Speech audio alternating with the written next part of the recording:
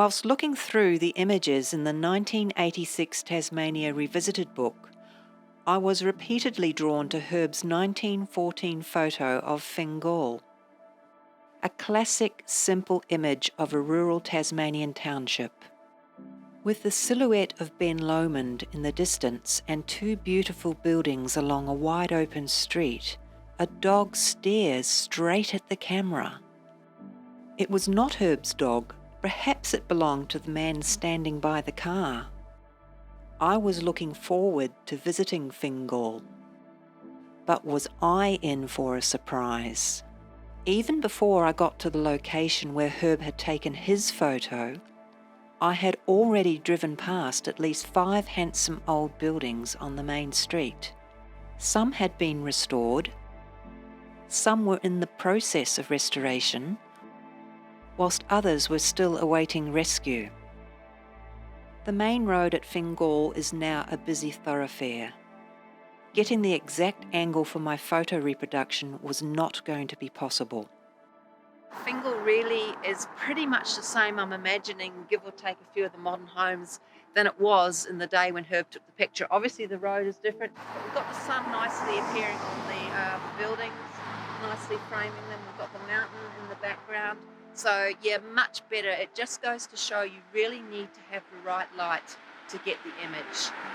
Lining up the old and new images as best I could, I took my shot. Initially, I had thought not much had changed here, but I was wrong. I discovered an intriguing series of events. Let's zoom in and take a closer look. Built in 1882, the Town Hall and Council Chambers building stands at the end of the main street. On closer observation, I realised that there were significant differences here. The photo on the information plaque out front also confirmed this. So what has changed since 1914? In July 1929, the building was destroyed by fire, with all local council records lost. Soon after, it was rebuilt on the same site. This accounts for the changed roofline, missing chimneys, and the extended veranda length. It was significantly altered again in 1954, when a large rectangular brick extension was added to the front of the building. All these changes result in the modified building we see here today, almost the same, but different. Today, the building stands vacant and is in danger of falling into disrepair. Like so many old buildings in Tasmania, she patiently awaits a new owner to show her some love and to give her a new purpose.